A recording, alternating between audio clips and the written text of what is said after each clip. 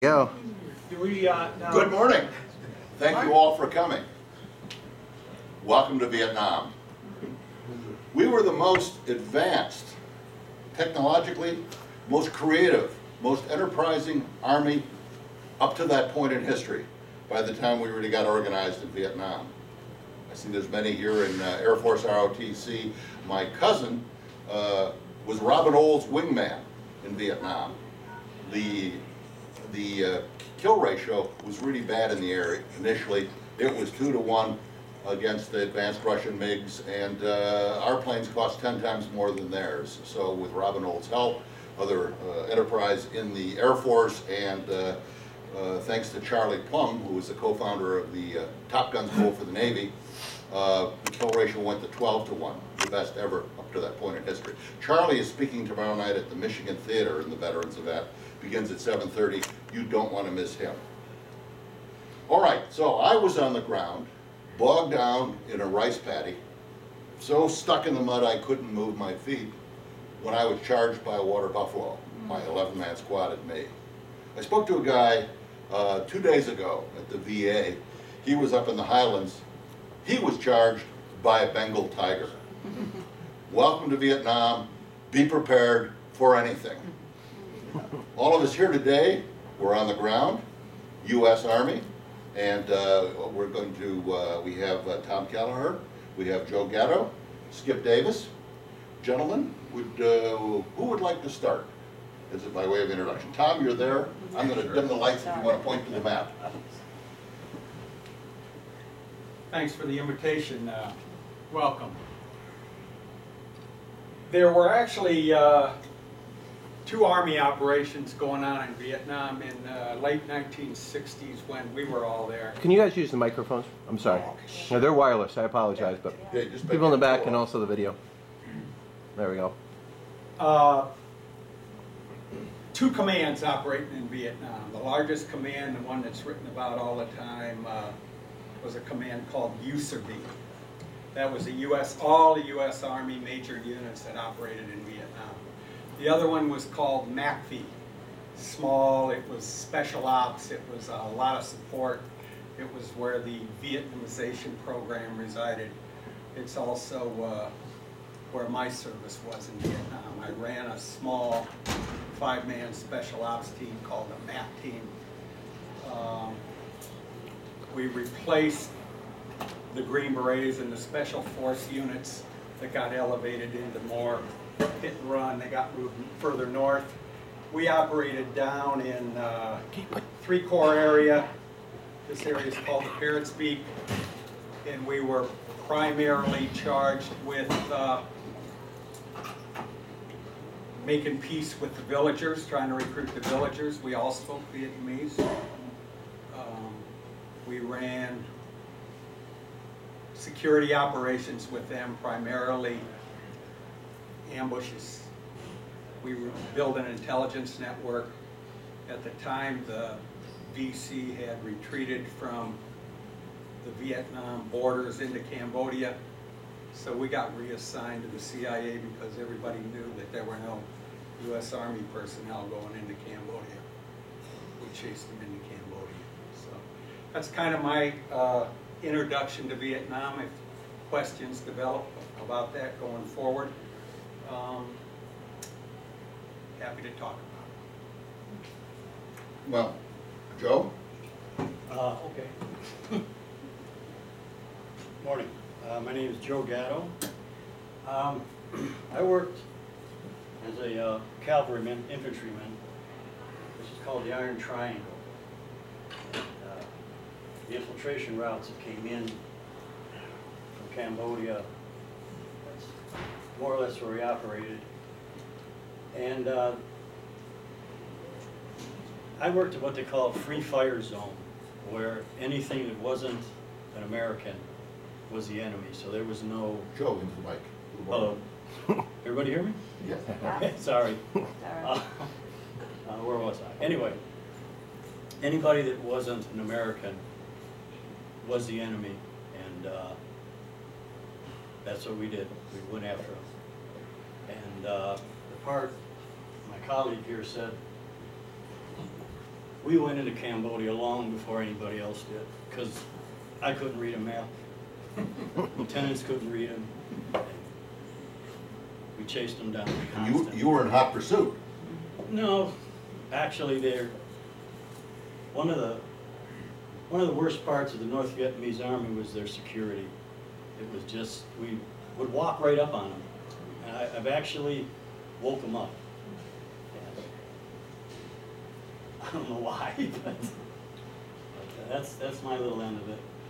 I was there 2 years, and I'm a career soldier. I excuse me, I retired as a first sergeant. Skip? Good morning, Skip Davis. I was up in the I-Corps area from 68 to 69, which my area of operation was Da Nang, Tam Key, all the way over to the ocean border. And we also patrolled a route that the French referred to as Street Without Joy, which is a book that was written by Dr. Bernard Fall. I was an 11 Bravo, which equates to a grunt combat infantryman, and by default I became a scout dog handler. So that was my time there on the ground. So I have a lot to talk about. Any questions, I don't mind sticking around after this is over with. So I'll just give it back to Lawrence to kick it off from here. Thanks, Kip. Okay, I was part of MAC-V Combined Operations. We were down here in the Mekong Delta. We were working with the Navy. I was Army. We were working with the Navy, obviously the Air Force, Navy SEALs. The enemy was in our rear. I mean, here's Saigon. This is where we wanted to go. They're down here big time. Our job was to stop it. So I'm going to start by just 2 days back to back, real simple, and I'm going to invite you gentlemen to describe a day or two just to give you a sense of it. I'm out with 11 men at night ambush patrol, crossing a rice paddy. A flare goes off. All of a sudden, AK-47 fire opens up from our left. That's the Vietnamese. M16 fire is on our right. We don't know if that's our allies, the ARVN, or our troops. Just pouring into one another, and as that flare goes up, they see us in the open with no cover, and both lines of fire direct on us. We go down flat on the ground. A helicopter comes in, helicopter gunship, and it opens up. You can see the line of tracers. It's like a science fiction movie. It's a steady beam of red-orange light. And they're shooting at us too, and they come right up to us, and then they break off. And we're just stunned. The officer says nothing. The most bloodthirsty guy in our unit was the medic from South Carolina. He says, on my count of 3, we are gonna run to that ditch. 1. I'd been on the track team at Ann Arbor High. I had the PRC 25, Prick 25 radio that night. I was in that ditch first, and we made our stand. So we go out the next night, and radar was sweeping the area. Radar that controlled artillery fire, and for that matter, helicopter and airstrikes. And we get a report on our radio that a major ground force is moving to attack our base camp. That's at least 400 troops. We're 11. We can't move, or our own radar will spot us out of position, and the artillery will kill us. So we have to stand there to face 400 alone, unassisted, no way out. It starts pouring. It was the beginning of the monsoon season. The war was called on account of rain. Oh my God. Tom?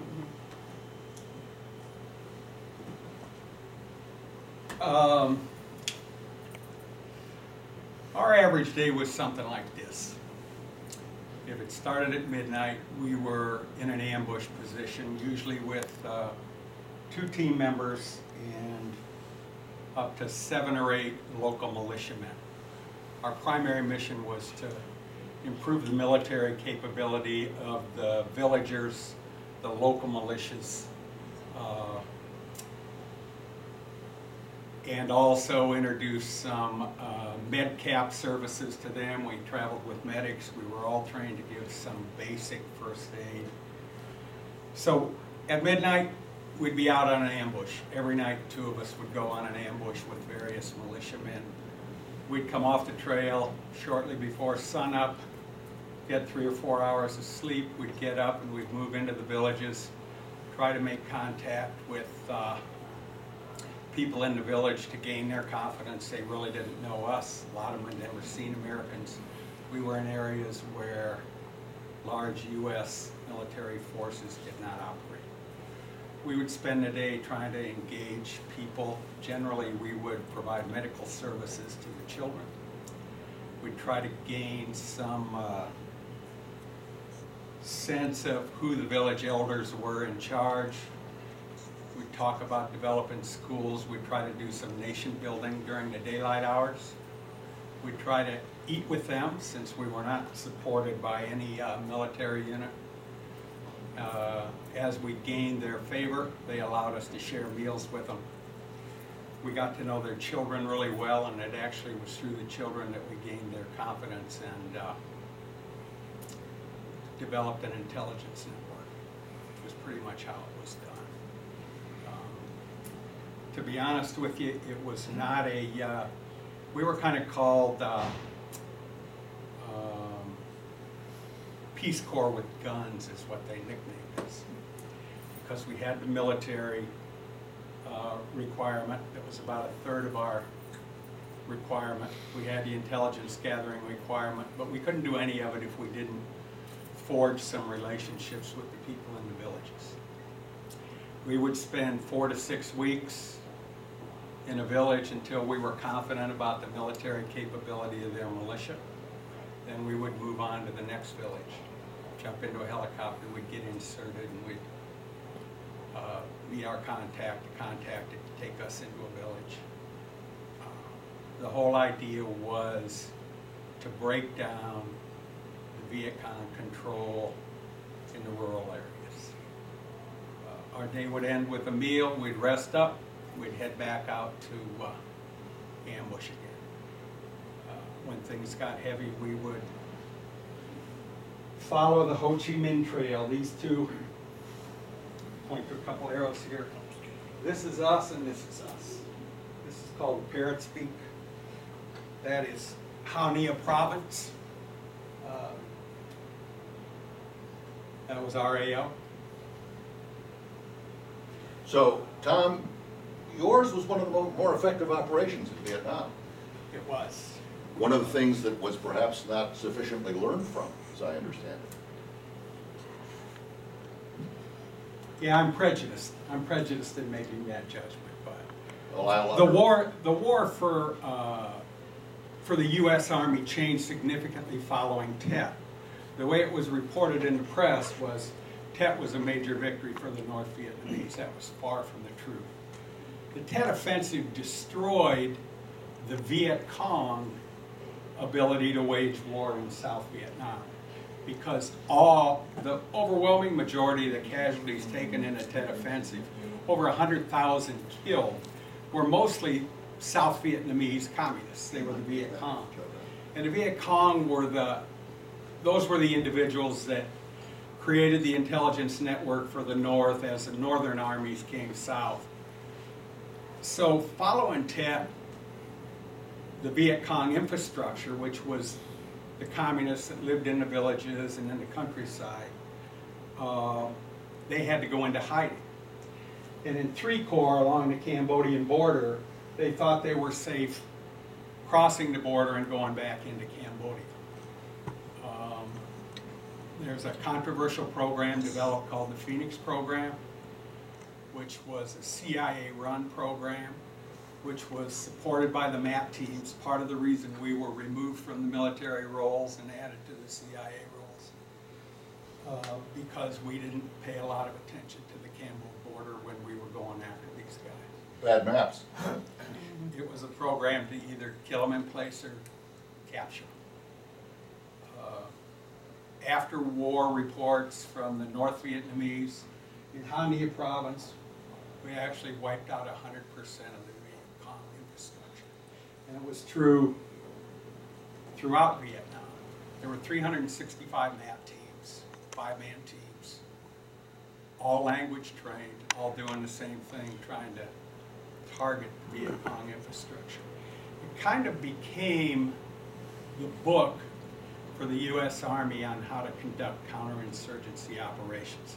You needed a language requirement. You needed to do the nation building. You needed to have some kind of personal relationships with the people in the villages and the remote areas, because that's where the infrastructure for the enemy resides.